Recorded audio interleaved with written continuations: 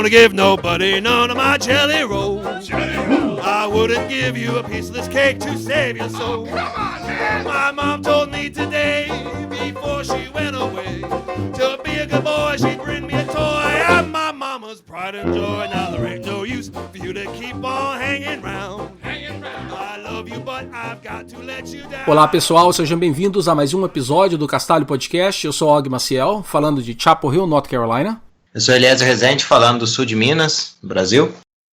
E infelizmente o Bruno Rocha não vai estar conosco nesse episódio. Infelizmente ele teve um problema, mas logo ele vai retornar para participar do podcast. O nosso convidado de hoje é o fundador da companhia Rocket Chat. Ele também é cofundador da Connect, e eu vou ver se a pronúncia está correta, ex-Senior Product Manager da Vodafone Group PLC. Ele é de Porto Alegre, mas eu vi que ele já morou em Londres, de repente a gente pode até falar um pouco sobre isso. E segundo o Facebook, ele leu um livro chamado Free, The Future of a Radical Price, do Chris Anderson, o que me deixou com a pulga atrás da orelha. Então é com grande prazer que eu apresento para vocês o nosso convidado, Gabriel Engel. Tudo bem, Gabriel? Tudo bem, obrigado por me ter. Pô, valeu, cara. Obrigado você por ter aceito o nosso convite.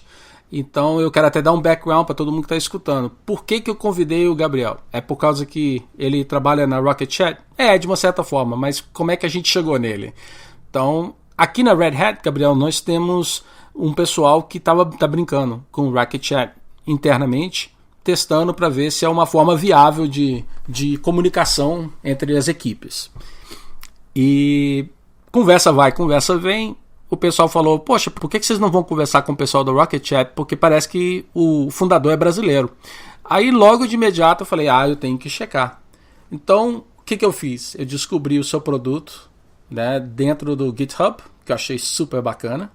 Aí, como nerd que eu sou, como um bom geek, né, eu fui lá e criei um pull request, falando, pessoal, botei em inglês, pessoal, tô querendo bater um papo com vocês. E aí, então, eu sei que alguém colocou você em contato com a gente. Foi assim que nasceu a ideia, né, de bater um papo contigo. Tá? Então, obrigado por ter aceito e eu espero que não tenha sido muito nerd aí a forma de convidar você para participar. Não, foi divertido. Eu gostei bastante. Para começar, eu gostaria de perguntar para você, Gabriel, você descrevesse ou definir para a gente, especialmente para quem não conhece o Rocket Chat, provavelmente está escutando pela primeira vez agora sobre, né, esse nome, o que ele é? Certo. Às vezes a maneira mais fácil de explicar o que uma ferramenta é fazer uma analogia com outras ferramentas que o pessoal já conhece. Então, uma maneira fácil de explicar o que é o Rocket Chat, por outras palavras, é dizer que ele é uma versão open source do Slack, que é uma ferramenta, acho que né, todo mundo hoje já está familiarizado, tem uma ferramenta crescendo muito, que permite a colaboração, um chat em tempo real, a organização das empresas em canais e assuntos. E foi assim que ele começou. Hoje ele está se tornando muito mais do que isso, muito mais do que simplesmente tentar ser uma versão open source, está se tornando uma plataforma de comunicação, porque a característica de ele ser open source está permitindo que muito mais pessoas colaborem com features e adicionem plugins, adicionem extensões, integrem com outros sistemas. Então, né, devido a essa natureza open source do projeto, ele está se tornando muito mais do que simplesmente uma versão open source do Slack. Ele está se tornando uma plataforma de comunicação em que empresas estão integrando com outros sistemas, criando novas funcionalidades, levando ele a lugares, em direções que a gente não tinha nem imaginado quando começou. Então, e hoje em dia ele até serve como uma base tecnológica para pessoas criarem outros serviços ou integrarem sites que já tem, por exemplo, uma comunidade, já tem algum serviço naquele site e eles querem que os usuários se comuniquem entre si. Eles colocam o Rocket Chat e integram na UI e aí tu adiciona o elemento chat, o elemento de colaboração em outros serviços, em outros sites já existentes. Isso é uma coisa que, por exemplo, tu não consegue fazer com o Slack ou com a maioria das outras ferramentas. E outra coisa também que desde o início, um dos motivadores que fez a gente criar ele, é que a gente achava que a comunicação ela não deveria existir simplesmente entre as pessoas da empresa, mas também ou de uma organização, mas elas deveriam poder falar com pessoas de fora. Às vezes ter aquele pop-upzinho no site, isso era uma das coisas que as pessoas queriam que fosse integrado, mesmo ter uma ferramenta para falar com os clientes ou, né, os teus usuários e outra ferramenta para falar internamente. A gente queria juntar essas duas ferramentas numa só. Então o Rocket Chat desde o início ele tinha essa funcionalidade de tu adicionar ele no teu site, de tu ter uma janelinha flutuando no teu site que os teus visitantes poderiam falar contigo, falar com o teu time ou com um grupo do teu time e ao mesmo tempo o time falar entre si. Então era para ser assim, um hub de comunicação da organização, da empresa. Então, por exemplo, se eu fosse fazer isso, né, eu andei brincando um pouquinho com o Rocket Chat, então eu vi que você não só permite chat, né, de texto, mas você também pode comunicar por vídeo também, conferência. A ideia sempre foi, né, pegar todos os tipos de comunicação em tempo real e botar elas dentro de uma mesma plataforma. Então, que tu possa fazer não só chat, mas qualquer outro, né, áudio, vídeo. E a ideia depois ainda é adicionar outros tipos de objetos a serem trocados de mensagem. Então, daqui a pouco tu está compartilhando até uma enquete ou editar código ao mesmo tempo. Então, compartilhar arquivos, compartilhar streamings de outro tipo de dado.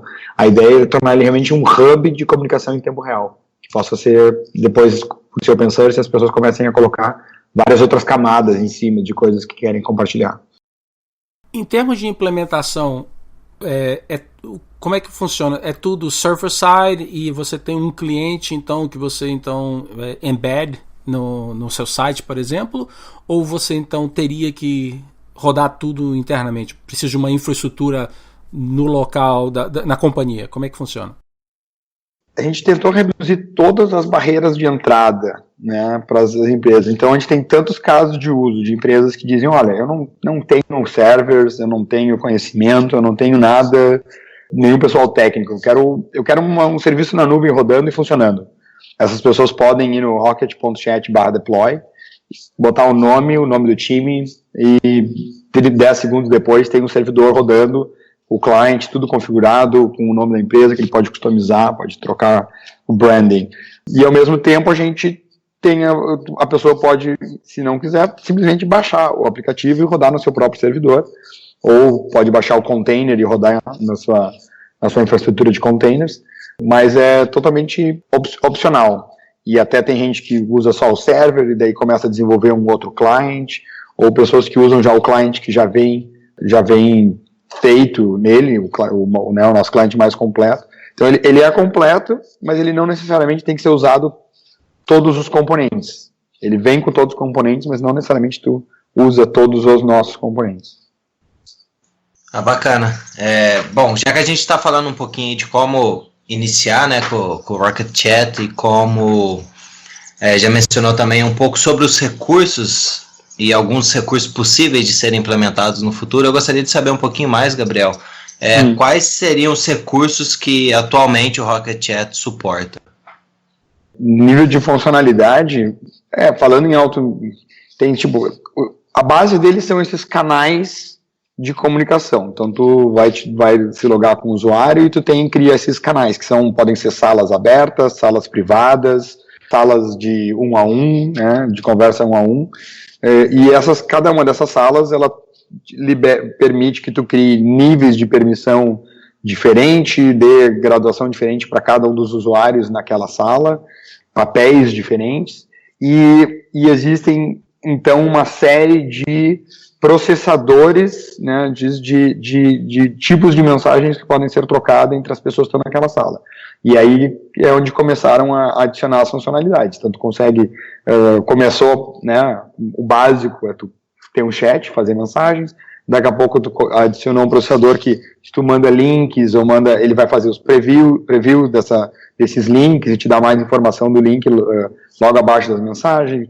Começam outros processadores que interpretam Markdown, ou fazem tu poder colar um code snippet, né, um pedaço de código para perguntar alguma coisa para alguém, ele vai já formatar bonitinho para tu poder falar a respeito.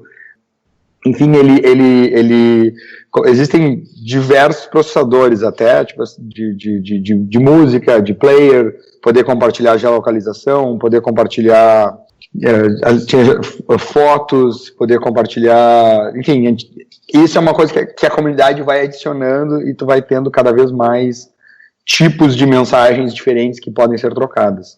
Então ele começa com essa plataforma básica que permite a criação de diversos canais diferentes, cada canais com regras diferentes, tem os usuários entre esses canais e vários tipos de mensagens diferentes. Então, por isso que ele pode ser estendido de várias maneiras. E aí, o fato de ser open source, uma linguagem bem acessível, né, todo feito em JavaScript, está sendo um diferencial bem grande na adoção, e porque tem tantas empresas e organizações começando a utilizar. E como eu falei antes, né, tipo, uma das camadas que está adicionada é a parte de videoconferência, de fazer ligações por áudio, e ele tem também uma API que está crescendo rapidamente, para tu poder fazer toda aquela parte de comunicação com bots externos. Então, o pessoal que usa para fazer chat-ops, ele tem compatibilidade com um adaptador para robots, que seria o engine de bots feito pela GitHub, e ele chega a ter até uma versão do robot compilada internamente, então ele pode, em vez de tu ter que rodar os teus bots em algum outro processo, tu pode fazer isso, né? Obviamente, tu quer o bot rodando num servidor específico, onde ele tem acessos e permissões específicas, tu pode botar ele lá e ele vai estar se comunicando, mas às vezes algum bot, tu pode simplesmente botar ele para rodar internamente e o Rocket Chat vai fazer criar o processo e botar aquele para rodar internamente e administrar aquilo sem que você tenha que ficar se preocupando em estar criando um outro processo na máquina e administrando isso. Então, enfim, ele te dá muita flexibilidade e muitas opções do que fazer com ele, como estender ele e tornar ele útil para ti e para tua organização. É bem lembrado que você falou uma coisa aí, cara, que, por exemplo, a integração do Rocket Chat com o GitHub também é uma coisa que, recentemente, nós temos 4 pessoas que trabalham com a gente de uma companhia lá na Ucrânia. Eles não são da Red Hat, eles trabalham para essa outra companhia, terceiros, né, e trabalham com a gente.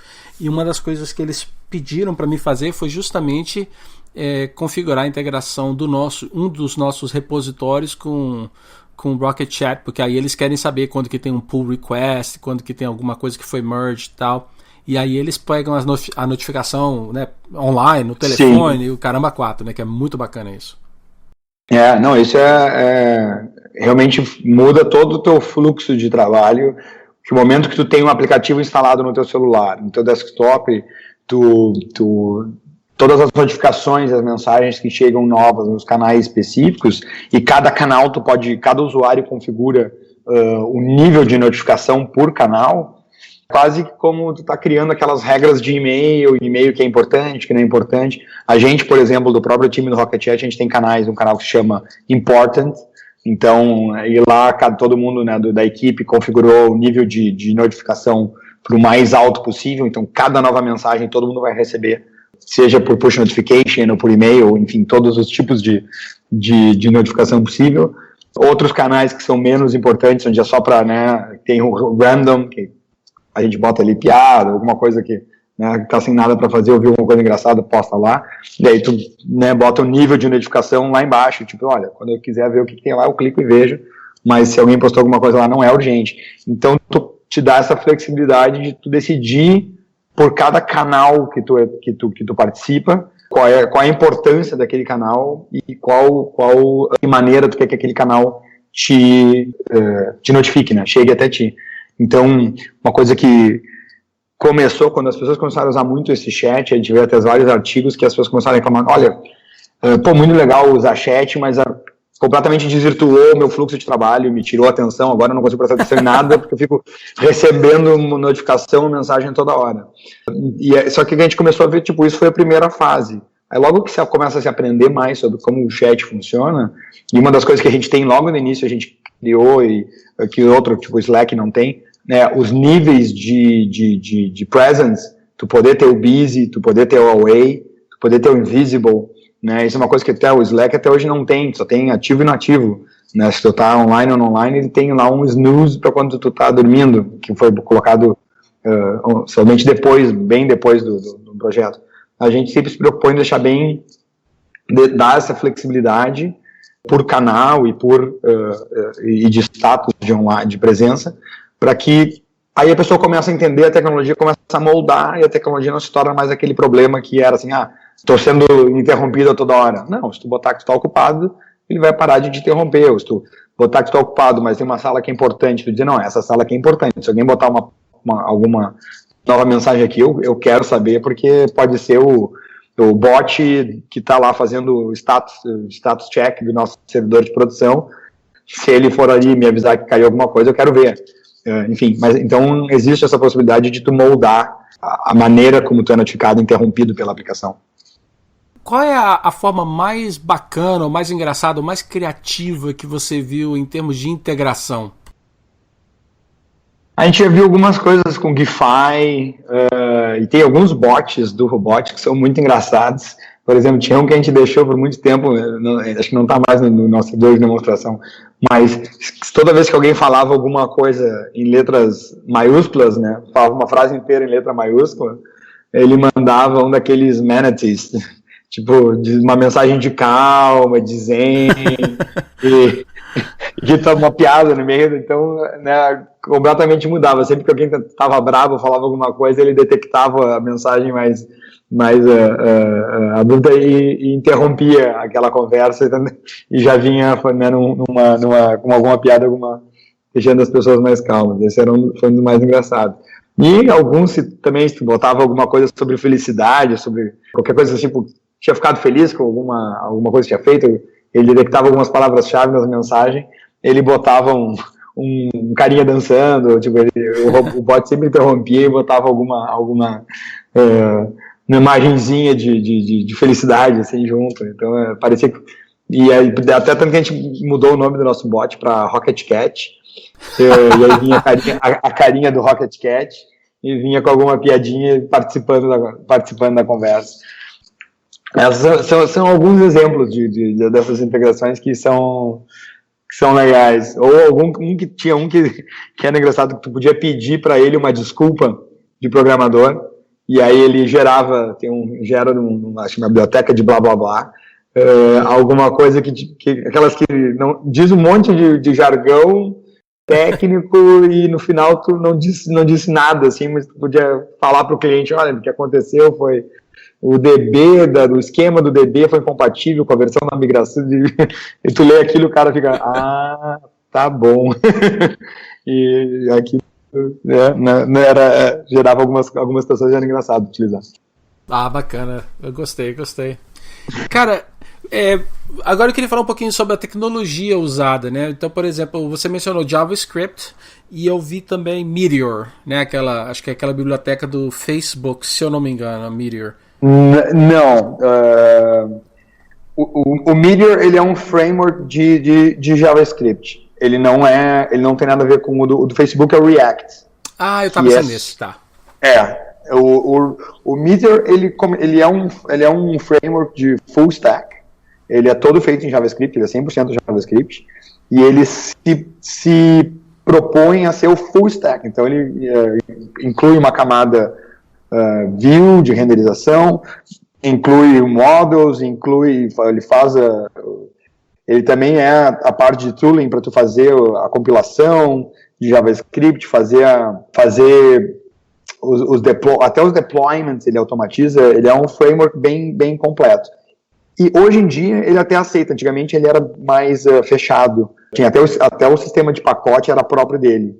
Mas ele veio evoluindo e hoje em dia o Meteor, se tu quiser usar React para fazer a tua camada de view, ou tu quiser usar Angular, tu pode escolher qual é a biblioteca que vai fazer o rendering do HTML. Aí no back-end ele também funciona como MongoDB. E eles estão, isso é uma coisa que ainda está em processo mudando, para que eles vão implementar o protocolo GraphQL. Então a gente também já está trabalhando para produzir APIs GraphQL, para permitir que as pessoas integrem ainda mais sistemas com o Rocket Chat, né? E aí ele vai permitir que tu possa ter no back-end qualquer base de dados. Hoje em dia, tanto o Meteor quanto o Rocket Chat, por decorrência disso, ele funciona só com o MongoDB, na parte de base de dados. Mas o resto é tudo JavaScript, né? Tanto o lado do server, Node, né, o Meteor, e quanto os front-ends para fazer a web app usa o próprio Meteor, tem essa camada Vue. Para fazer a gente tem o desktop applications, que a gente faz usando o Electron, que é o engine por trás do Atom, feito pela GitHub. Então, com isso, a gente consegue publicar nossos apps como, né, desktop applications que funcionam sem o browser perfeitamente. E no mobile apps, hoje a gente usa o Cordova, que daí, de novo, é todo em JavaScript. Faz parte hoje, acho que o Cordova faz parte da Apache. E então a gente é 100% JavaScript, tanto nos mobile apps, quanto nos desktop apps, quanto no web app, quanto no server. E o próprio MongoDB, as queries, as coisas são tudo escritas em JavaScript. Então tu só precisa praticamente saber JavaScript para trabalhar com todos os nossos componentes. Bacana. Você tem um site, né, e nós vamos deixar um link depois no show notes para o pessoal que quiser brincar, que é o demo.rocket.chat. E eu queria perguntar para você tem algum sistema de integração contínua? Tipo assim, esse é o bleeding edge do produto? Se você quer realmente ver o que tem de novo, é lá que você vai para brincar um pouquinho? Esse demo, a gente até já teve várias conversas sobre se ele deveria mudar de nome. Inicialmente ele era para ser só dessa demonstração. Acontece que hoje ele virou o nosso servidor da comunidade.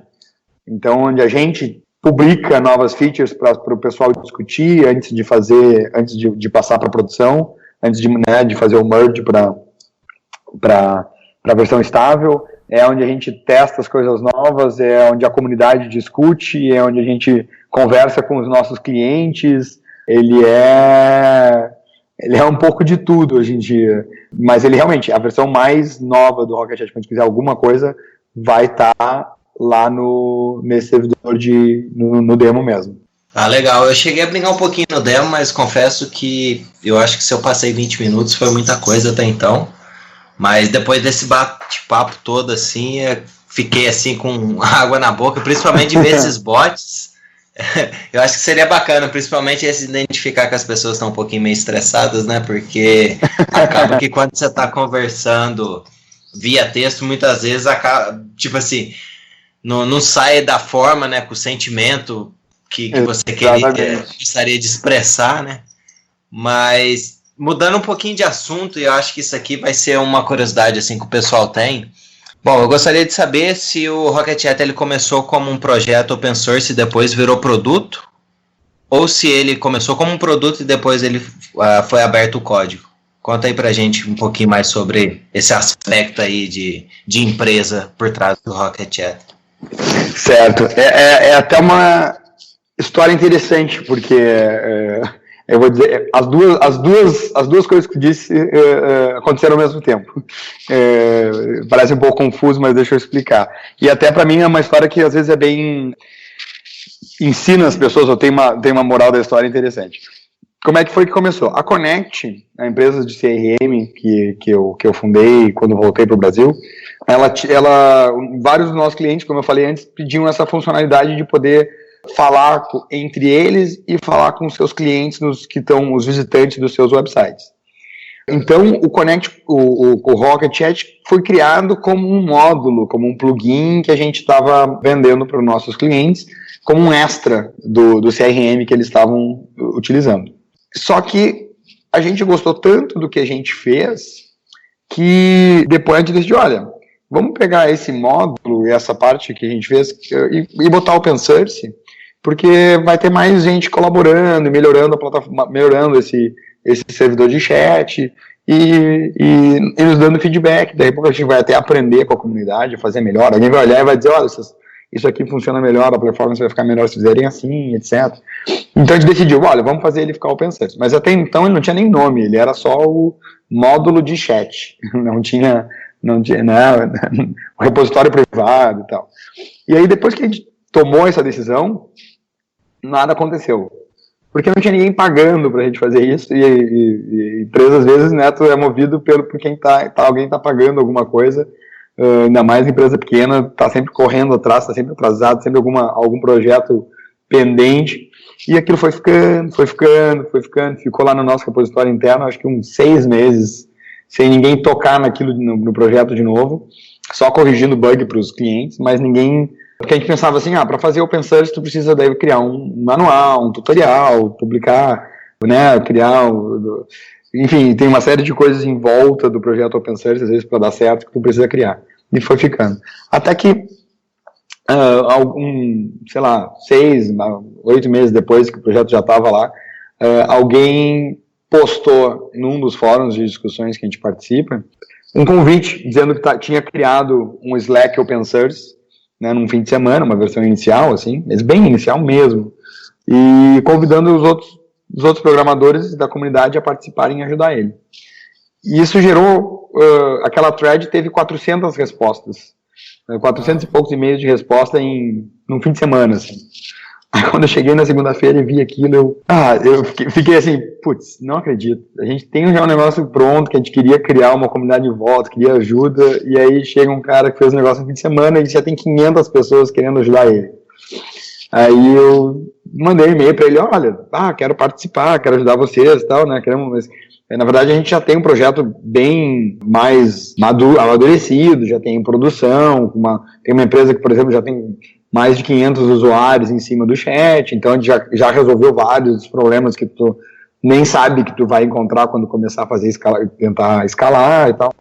E aí ele ficou super entusiasmado, tal, não, vamos fazer, então vocês nos mandem o código e eu vou adicionar aqui no meu repositório. Daí eu falei assim, não, na verdade, tipo, a gente já tem código, time, a gente queria convidar vocês a virem participar do que a gente está fazendo. E aí ficou aquela coisa, não sei, né, até certos pontos, uma briga de ego, tipo assim, não, eu não vou te dar o código para tu botar no teu projeto e tu ficar com um trabalho que a gente vai fazendo. E daí ficou que a gente acabou dizendo, olha, então vamos competir. Vamos fazer os 2 projetos são open source, os 2 projetos são MIT, vamos fazer uma corrida, né, amigável e produtiva. Tipo, vamos ver qual projeto cresce mais rápido, consegue atrair mais pessoas. E aí começou essa corrida. Tipo, eu falei, então chamei o pessoal aqui no escritório, comprei um monte de Red Bull e pizza e falei, então ninguém sai até o nosso projeto tá no GitHub, tá com um nome, tá publicado e a gente, pra gente não ficar para trás. E aí foi assim que ele ganhou um nome, né? Aí a gente, como não podia mais botar no GitHub como módulo de chat, a gente, vamos botar num nome. E como todas as coisas feitas em Meteor, elas têm esse tema né, espacial, então a gente queria que fosse chat, para o nome ser autoexplicativo, e Rocket dava essa ideia de né, uma coisa rápida que acontece em tempo real, e o logotipo combinou, daí a gente criou na madrugada esse logotipo que, né, parece um foguete, ao mesmo tempo um speech bubble, e aí fechou todas, né, e no outro dia de manhã a gente estava publicando, colocando o Rocket, botando no GitHub, tinha criado um site, né, uma landing page que falava um pouco sobre o projeto e linkava para o demo. E então foi uma coisa que começou como um produto, né, um módulo para uma empresa, aí virou um projeto, e só que a gente achava que esse projeto ia ser um projeto legal open source, mas não tinha pensado que ele fosse virar algo do tamanho que virou. Só que 3 dias depois, a gente tinha aparecido no Product Hunt, aí, né, ficou lá na capa do Product Hunt por um tempo, aí alguém postou no Hacker News, e aí quando a gente viu, tinha 30 mil pessoas, né, acessando a nossa landing page, baixando o servidor e discutindo no Hacker News sobre o projeto, e aí derrubando o nosso servidor de demo. E aí eu lembro até, a gente estava almoçando, daqui a pouco começou a tocar os celulares e o servidor não parava de cair, a gente ia lá na DigitalOcean e aumentava a potência da máquina e caía de novo, e a gente teve que parar o almoço no meio do caminho, correr de volta para o escritório. e passou o dia tentando fazer o servidor ficar de pé. E, claro, a gente não estava esperando que ia ser esse tipo de divulgação, e o servidor é um servidorzinho de, sei lá, 2 GB de RAM, no início não foi feito para... Era só uma demonstração para pensando que ia ter 2, 3 pessoas. E hoje nosso servidor de demonstração tem, em média, sei lá, 200, 300 pessoas online. E aí foi assim, começou a ter cada vez mais downloads, mais pessoas falando a respeito. Daqui a pouco a gente recebeu um convite da própria Meteor para ir para São Francisco apresentar sobre o projeto, e outras empresas de lá querendo conversar, falando já até ofertas de acquisition, empresas querendo comprar o projeto. E aí que a gente viu, olha, realmente a gente acho que esse negócio, esse projetinho Open Source tem futuro, né? Acho que dá para fazer ele virar uma empresa e virar um produto em si, né? E aí ele voltou a ser mais do que simplesmente um Open Source, voltou a ser um produto, mas aí um produto sozinho, né? Não mais um módulo. E aí se criou, se separaram as empresas, e hoje em dia é uma empresa separada, que tem funding, tem investors, tem funcionários. Agora ela já está tipo, num outro nível até muito maior do que a empresa original. Eu queria perguntar para você, Gabriel, agora é sobre aonde que fica a sede, então, da companhia, porque quando nós entramos em contato com vocês, eu vi que tinham pessoas falando em inglês, então me parece que vocês não são localizados em Porto Alegre, tá correto isso? Não. Tipo assim, a matriz da empresa, o Registered Office fica em Delaware, mas não tem ninguém lá, é só um daqueles Registered Office que é por onde entra o dinheiro, né, os investidores. Mas o escritório mesmo, onde tem gente trabalhando, é aqui em Porto Alegre, no bairro Petrópolis, perto da Carlos Gomes, e até tem gente de fora, por exemplo, tem alguns dos nossos contribuidores lá do Texas que estão passando umas férias aqui com a gente para trabalhar e né, conhecer melhor o time. Então a gente pretende sempre proporcionar isso, que as pessoas possam trabalhar de qualquer lugar, e alguns dos contribuidores que não são daqui venham passar um tempo aqui com a gente. Mas a gente tem, na verdade, até funcionários no Canadá, outros funcionários nos Estados Unidos, alguns na Europa, mas o core, o time, o lead development é aqui em Porto Alegre.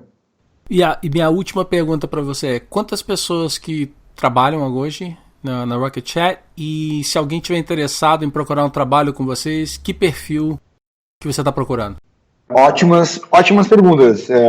O número é crescente, então acho que hoje a gente está a volta de 10, 11 pessoas, e eu quero chegar nos próximos meses a 25. Então, com certeza tem vagas abertas em áreas diferentes do projeto, e eu estou toda hora entrevistando e falando com pessoas novas e querendo trazer talentos para trabalharem no projeto. O perfil, o projeto hoje ele é todo JavaScript, mas todos os nossos programadores, ou a maioria deles, quando veio trabalhar com a gente, não era programador JavaScript e aprendeu. Então, eu acredito às vezes que um bom programador, ele consegue aprender a linguagem, não restringe a linguagem, né? Não vou restringir um currículo porque a pessoa não tem experiência em JavaScript. Se a pessoa tem talento e conhece lógica então, claro, ajuda a começar, como a gente diz, né, hit the ground running, se tu já conhecer bastante de Node, mas não é uma restrição. O que a gente gosta bastante, coisas que ajudam, é ver pessoas que entendem Open Source, né, entendem participam no GitHub, têm contas ativas, como a gente é uma equipe um pouco dispersa, são boas de se comunicar, sabem usar ferramentas para poder trabalhar remotamente, né, ainda mais pessoas que não estiverem aqui em Porto Alegre quiserem trabalhar remotamente, então que tenham essa característica. E acho que pessoas que realmente tenham paixão pelo projeto, porque isso é uma das coisas que a gente captou muito das pessoas que estão trabalhando, são pessoas que começaram colaborando com o projeto, e aí a gente convidou para fazerem parte, que a gente acredita que pessoas que usem realmente a ferramenta, a gente usa o dia todo, né, que usam a ferramenta, acham que ela resolve problemas e realmente são apaixonadas pelo que estão fazendo, vão conseguir continuar fazendo ela cada vez melhor. Muito do nosso desenvolvimento, às vezes, é guiado pelas coisas que nos incomodam ou que faltam de features na ferramenta, são as coisas que a gente acaba decidindo fazer. É isso que às vezes faz tu virar à noite fazendo uma feature, não porque é para um cliente ou para alguém, mas às vezes porque tu sabe que a partir de amanhã, quando essa feature estiver no ar, tu vai estar trabalhando melhor e vai estar mais feliz, vai dizer, agora está funcionando, esse negócio que estava me incomodando, eu arrumei. E tem muitas features que foram feitas assim, algum engenheiro que estava já incomodado com a falta ou com alguma maneira que estava alguma coisa funcionando, vai lá e arruma. Então, acho que é um pouco de tudo, apaixonado pelo open source, pelo fato de tu estar criando uma ferramenta que já tem 60 mil servidores rodando, espalhados, né, que tu vai estar ajudando milhões de pessoas a trabalharem melhor, a se comunicarem melhor, e realmente acredita, acho que no que a gente está fazendo. Para nós isso é uma das coisas mais importantes. Gostei da resposta, cara, muito bacana. Bacana mesmo, obrigado. Realmente, eu acho que, como você mencionou, a pessoa gostar daquilo e acreditar já tá 10 passos na frente, talvez. Mas, bom, o papo tá excelente. Acho que daria pra gente ficar conversando aqui, sei lá, mais umas 2 horas, mas infelizmente a gente tem que seguir aí o nosso protocolo, digamos assim, e para não perder a oportunidade, a gente vai entrar aqui no que a gente chama de Top 5, e certo. Faz um tempinho que a gente não comenta sobre o Top 5, porque os outros episódios foram um pouquinho diferentes, mas hoje, aproveitando que é um episódio de entrevista, né, e aproveitando que o Gabriel tá aqui conosco, a gente vai entrar no Top 5. Então, Gabriel, o que você recomendaria pra gente de música que você costuma ouvir? Pode ser banda, pode ser música, não precisa ser 5, mas conta um pouquinho pra gente aí do seu gosto musical. Meu gosto musical é bem eclético, de certa maneira, né? Tem algumas coisas que ficam de fora, mas eu vou dizer que o primeiro CD que eu ganhei quando criança, é uma coisa que me marcou muito e virou uma paixão pro resto da vida, é Pink Floyd. Pra mim, o primeiro CD que meu pai me deu, o primeiro disco era Dark Side of the Moon, e pra mim ajudou muito às vezes a quase que meditar, ou quando tu quer viajar sobre alguma ideia, alguma coisa, às vezes só ficar num quarto escuro escutando Dark Side of the Moon já era uma droga lícita, o suficiente para tu viajar e pensar sobre milhares de coisas sobre a vida, fora que as letras, acho que do Dark Side of the Moon pra mim é à primeira vista, quando tu escuta e vê as letras, elas parecem às vezes até bobas, assim, são poemas curtos, mas às vezes tu para pra pensar e lê eles com a cabeça aberta, eu acho eles bem, bem profundos. A música Time, do Dark Side of the Moon, pra mim, acho que qualquer vez que eu tava me sentindo um pouco preguiçoso sobre a vida, ou procrastinando alguma coisa, só de escutar a música Time do Dark Side of the Moon já me fazia querer sair correndo e fazer alguma coisa. Então, acho que Pink Floyd. E gostava muito de música clássica para estudar e para pensar. Até hoje é uma coisa que eu gosto muito, de Beethoven, Mozart, Bach, alguma coisa tipo me ajudava a me concentrar. E fora isso, acho que depois também, quando eu morei em Londres, eu ganhei um gosto especial, às vezes, por música eletrônica, né, vai entender. Um Underworld, ou que mais? David Guetta, às vezes, ou como é que é o nome? Eu tenho um que está me faltando o nome, depois vai aparecer. Mas de música, acho que é mais ou menos isso. Às vezes, claro, um B.B. King, alguma coisa, alguns momentos diferentes. Acho que quando eu tô com os amigos, gosto muito de escutar as coisas aí alguma coisa mais que nem Bebel Gilberto ou a Cell. Acho que daí é uma música um pouco, né, música brasileira que também dá um outro clima, às vezes, pra uma janta, pra uma conversa. São outros que eu gosto bastante. Morshiba também, acho muito legal. É uma música boa, assim, que dá uma sensação boa e boa de background, assim, quando tá em um ambiente. Bacana, cara, eu concordo com tudo que você falou do Pink Floyd aí, você falou aí, eu tava lembrando da minha infância, então concordo e assino embaixo, e é realmente uma seleção bem, bem eclética mesmo, né, nossa, uma mistureba bem bacana. Bem, eu vou aproveitar então agora, eu vou pular aqui e vou perguntar para você sobre o livro, porque livro é uma das coisas, eu adoro música também, mas livro é uma das coisas que eu sou apaixonado por leitura. Eu também, até vou dizer uma coisa que eu acabei descobrindo mais tarde, um pouco, relativamente. Tipo, tu passa aquele período no colégio, né, tu lê às vezes mais por obrigação, aí pelo menos o que o colégio te manda ler, né, alguns livros que o colégio manda ler, tu fica, pô, tem que ler esse livro, não era o que eu queria ler agora. E às vezes tinha alguns livros que meus pais davam e marcavam e eu gostava mais. E aí, depois acho que até passei um período da vida onde estava mais faculdade, muita leitura daí também, né, aquela leitura que mandam tu ler alguma coisa. E acho que foi só depois que eu acabei saindo da faculdade e indo viajar que eu comecei a descobrir a leitura por prazer de novo, que é uma coisa fantástica. E uma coisa que me ajudou, de certa maneira, a tecnologia, eu não sei, eu tenho um pouco de dificuldade de prestar atenção se eu tô lendo realmente um livro. Se botar nas minhas mãos sempre foi uma coisa que facilmente, às vezes, eu sou distraído, vou fazer outra coisa. E quando eu morava em Londres, eu andava muito de trem, para cima e para baixo, tipo, ir pro trabalho, para voltar, para ir viajar. Eu comecei a usar audiobooks em vez de ler livros. E foi uma paixão à primeira vista. Então, eu fiz um subscription lá da Audible, e até hoje eu baixo alguns audiobooks por mês e escuto. Eu escutava mais até quando morava lá, porque estava sempre no trem, em algum lugar assim, e agora eu tenho 2 filhos, então dificulta, diminui um pouco a quantidade de tempo livre em casa para fazer isso.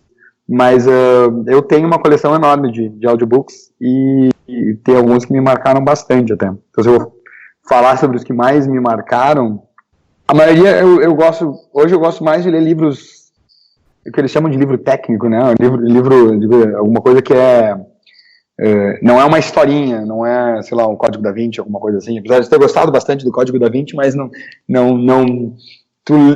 ele é um entretenimento, mas não pelo menos pra mim, assim, não sai com nenhuma lição, nenhuma sentido diferente, eu não levo uma reflexão. Uhum. Mas um livro que eu gostei muito de ler se chama The Happiness Hypothesis, do Jonathan Haidt. É um livro muito legal. Ele foi professor de filosofia e história, e ele entende bastante também de ciência e de neurociência, e ele escreveu um livro onde ele vai fazendo uma revisão de todas, uma histórica, assim, do que os gregos pensavam, do que os chineses pensavam, até às vezes algumas culturas de índios, né, ou africanos, e o que existiu em comum entre que cada uma dessas culturas descobriu sobre o que faz uma pessoa ser feliz ou encontrar paz, e aí começava a ver essas similaridades e tentar explicar elas da maneira do que hoje a gente conhece cientificamente sobre neurotransmissores, sobre psicologia evolutiva, de como a gente, né, como o ser humano, o Homo sapiens, se desenvolveu e chegou na criatura social que é. Então, por que tu pode explicar cientificamente o que essas culturas encontraram em comum? Então é uma viagem, né? É uma lição de história e de ciência e de filosofia, tudo ao mesmo tempo. Então, às vezes, é um dos aqueles títulos que chega na tua mão e tu pensa, putz, é um livro de autoajuda, né? Eu não sou do tipo que gosta de livro de autoajuda, e esse livro, apesar do título, ele não é nada disso. Ele é bem científico, assim, e tu acaba lendo e relendo, porque fala sobre, tipo, um dos motivos de como a gente desenvolveu a linguagem, o que os cientistas sabem sobre como os humanos desenvolveram a linguagem, para que ela serviu, então por que a gente acaba tendo alguns tipos de relação e de discussão, ou por que algumas dessas discussões nos fazem sentir melhor ou pior. É bem interessante. Para mim foi um dos livros que, às vezes, o primeiro passo para tu resolver um problema é entender o problema, né? Às vezes na nossa relação, na nossa vida. E esse livro, às vezes, ajuda a tu entender o problema, tu entender o porquê que tu age da maneira que tu age, ou porque que algumas coisas estão hardwires no nosso cérebro da maneira que estão. E aí, uma vez que tu dá esse passo para fora e tu te vê como essa máquina, entende os componentes e por que eles funcionam como funcionam, ajuda tu, de uma maneira melhor, controlar isso, ou reagir. Esse é um livro que me marcou bastante. Do ponto de vista de empresa, o The Lean Startup, do Eric Ries, e até o Free, que tu comentou, são, acho que, 2 livros também que muito importantes para mim, fizeram administrar o projeto da maneira que eu administrei. Tipo, o Lean Startup, tudo sobre tu fazer, né, o Minimum Viable Product, fazer interações, te dá muitas ideias de como fazer esse feedback ser uma coisa positiva, eliminar investir muito tempo em rumos, em trajetórias que já de cara tu pode detectar que não vão ter sucesso, e ao mesmo tempo aprender a iterar e como inovar, continuar mantendo sempre viva essa parte de inovar e tentar coisas novas, tentar sempre estar monitorando algumas métricas e aí tá sempre reajustando o teu caminho com base nessas inovações, nessas tentativas. Então, acho que me ajudou bastante. E o Free mostrando o quanto realmente, open source, todo mundo fala, tá, mas é de graça? Sim, é de graça, só que não existe... As pessoas gostam de graça como se é um preço introdutório, não é... Claro, muitas comunidades e muitas instituições vão usar o teu produto para sempre, de graça, mas elas vão estar fazendo, de alguma maneira, vão estar te pagando como marketing, vão estar te pagando como falando a respeito de ti, vão estar te pagando de várias outras maneiras, e sempre vai ter organizações, instituições que querem algo mais, que precisam da segurança, de ter para quem ligar, precisam de uma customização, querem ter um suporte, enfim, várias maneiras. Então, o free não é que o open source não quer dizer que tu está dando aquilo de graça, mas tu está reduzindo todas as barreiras para que as pessoas experimentem teu produto e gostem e se viciem do teu produto. E uma vez que estão viciadas no teu produto, uma analogia, vão querer pagar, vão querer mais, vão querer utilizar mais e vão precisar de outras funcionalidades, enfim. Então, esses 2 livros acho que são bem importantes, acho que para todo mundo, em tecnologia, ler, trabalha com esse tipo de mercado. Eu não sei, tem mais um que eu acho muito interessante, que me fez também pensar sobre várias coisas, que é o The Black Swan, o Cisne Negro, o nome dele é difícil de falar, mas é Nassim Nicholas Taleb, e ele fala muito sobre as coisas imprevisíveis, o quanto é previsível que coisas imprevisíveis vão acontecer, que tu nunca vai pensar nelas até que tu veja, assim. O título até fala do Black Swan, porque os europeus achavam que todos os cisnes eram brancos até eles virem o primeiro cisne negro, mas então uma pessoa que viu a vida inteira cisne branco, ela vai dizer que tem 100% de certeza que todos os cisnes são brancos, simplesmente porque ela acha que todos os cisnes que ela já viu na vida são brancos, até que um dia tu vai ver o cisne negro. E ele fala muito sobre a crise de 2008, o quanto coisas que os estatísticos diziam que a chance de acontecer uma queda no preço de todos os assets, de todas as casas dos Estados Unidos, ao mesmo tempo em estados diferentes, era de 1 em 0,0000, botava aquele sigma 6 de probabilidade, e aconteceu. Não, era 1 em cada não sei quantos bilhões de anos, mas aconteceu, era uma coisa que era considerada imprevisível e impossível de acontecer, e aconteceu. E fala daí muito como algumas coisas obedecem à distribuição normal, e o nosso cérebro é feito para tentar aplicar essa distribuição normal em tudo que a gente conhece, mas as coisas no mundo se dividem em coisas que obedecem a essa distribuição normal e coisas que não obedecem a essa normal, que obedecem mais às fórmulas do caos. E aí tu tem só aplicando fórmulas do caos para tu saber as variações possíveis e saber que daqui a pouco vai vir uma variação tão fora da curva e do gráfico e como às vezes se tu tá preparado, até uma contradição, mas preparado para não estar preparado, às vezes tu tá esperando que o inesperado vai acontecer, e como é que tu te posiciona para se beneficiar às vezes de quando esse inesperado acontecer. E ele ganhou muito dinheiro na crise de 2008 porque ele apostava, ele não sabia exatamente o que ia acontecer, não é que ele preveu exatamente a crise, ele só sabia que, assim, olha, é impossível o mundo continuar indo como está, ou se não acontecer alguma coisa totalmente fora que todo mundo que está já apostado ou comprado em futuros, né, esperando uma determinada curva de mercado, isso não pode ir para sempre. Então ele apostava nas ineficiências das fórmulas vigentes do cálculo de futuro. Enfim, o cara é um matemático genial, né? Não vou nem tentar explicar o que significa isso, mas ele ganhou muito dinheiro e se aposentou na crise de 2008, porque ele estava comprado em todas as ineficiências de mercado, e aí foi quando tudo aconteceu, e ele ganhou uma pequena fortuna. E aí foi escrever esse livro sobre isso. Mas é um livro muito legal, mais porque ele desafia a maneira de pensar e faz tu realmente pensar sobre quantas das coisas tu né, take for granted, acha que são como são, tu deveria estar assim, não, mas talvez elas não vão ser assim para sempre, né? Ou tu talvez manter um pé sempre pronto para o inesperado, se aqui isso é possível, né? Mas recomendo bastante a leitura, foi bem bom de pensar. Putz, cara, olha, pra mim essa sessão aqui valeu o podcast inteiro, não porque as outras perguntas não foram de interesse, tá? Mas eu até mencionei logo no começo, né, que eu vi que você leu esse livro do Free, e eu tava morrendo de curiosidade de saber, porque eu acho que você falou tudo, não vou nem tentar repetir, mas é o lance de, né, free, pô, como assim free? Você vai dar o seu produto de graça? Não.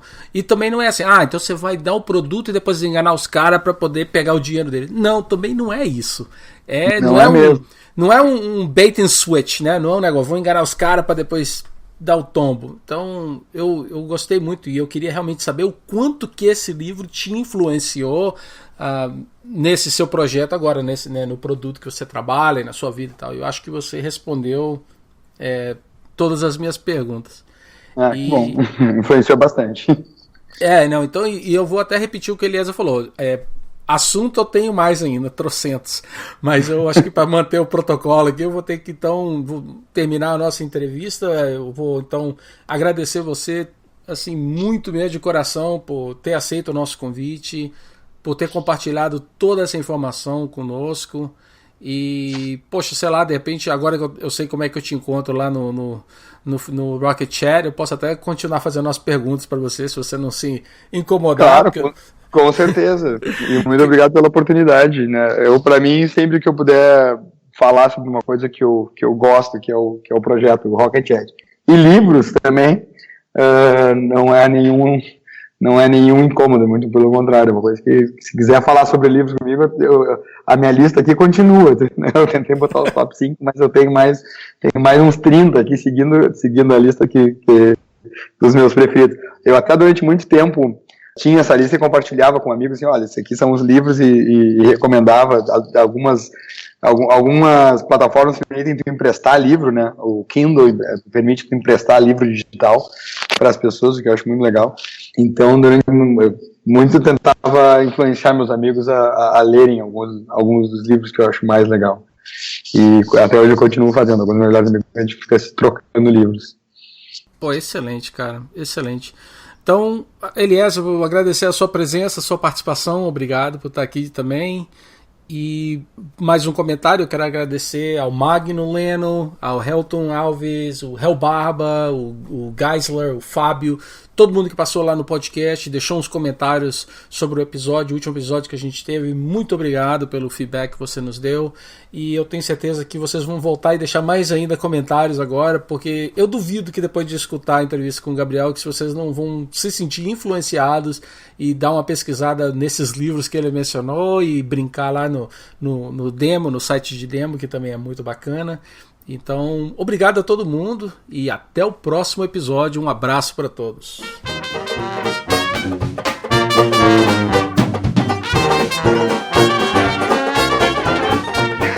Ain't gonna give nobody none of my jelly rolls. I wouldn't give you a piece of this cake to save your soul. My mom told me today, before she went away, to be a good boy, she'd bring me a toy. I'm my mama's pride. quite enjoy. Now there ain't no use for you to keep on hanging round. I love you, but I've got to let you down. My Jelly Roll.